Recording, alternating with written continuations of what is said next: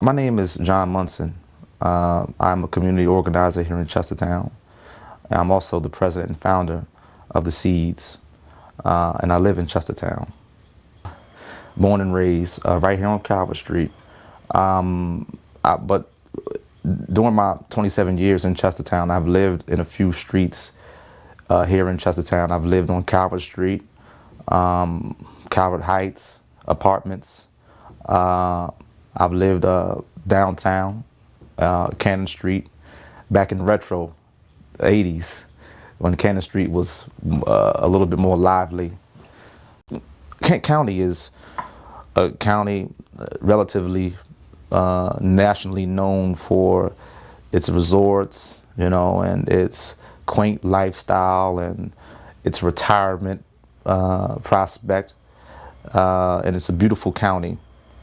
But with respect to crime and violence, and where the majority of that occurs, it would have to be the 400 block of Calvert Street.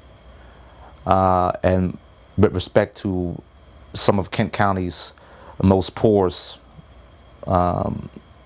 individuals, Calvert Street would probably have to be the place where our most porous and vulnerable and drug-addicted people live. Now, when it came to my personal well-being, as far as the physical is concerned and violence, I had great security that I would not be murdered or anything like that. I've been smacked around, beat up a few times, and dealt the same to neighborhood children growing up. But I always had security in that area. But in the area of economics, I never really felt too secure in Chestertown that we would make a great social and economical net for us here. So it depends on what type of security you're talking about. I believe that economic, monetary security is something that we don't have here for young black people in general. The SEEDZ is an organization where we look to provide and promote and provoke recreational opportunities here in the community, economic opportunities here in the community, academic, and also moral growth for the community. So the SEEDZ is definitely an organization that I hope has a role in the development of the economics and the job creation, the moral growth and educational growth of this town and county. So we're looking forward of entrepreneuring in many different areas.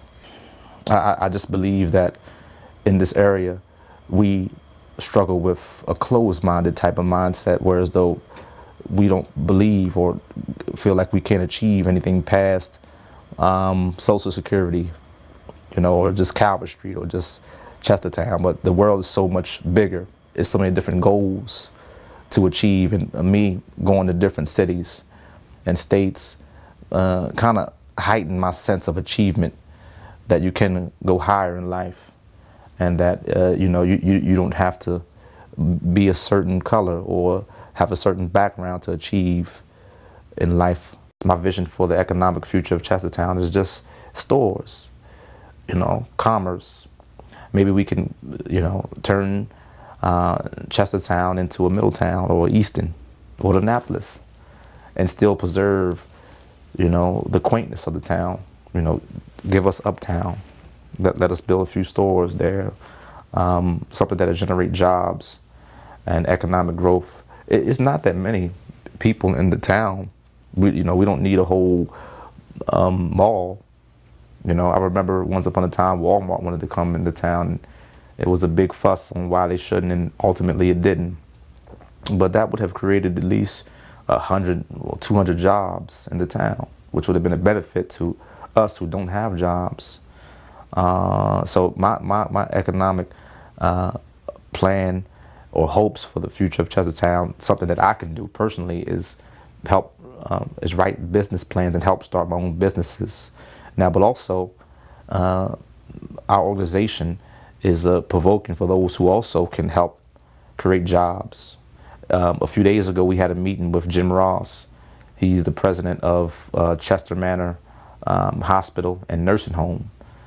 Some of the people, the young men from our generation, from our SEEDZ organization, had a meeting with Jim Ross, and I was present, and he made a presentation about the jobs that are available at the hospital, the careers, you know, and what he can offer to the town to open up an economical door. So we need people like Jim Ross, people in town that own businesses or have ideas to come out and share with us on how we can further advance each other economically.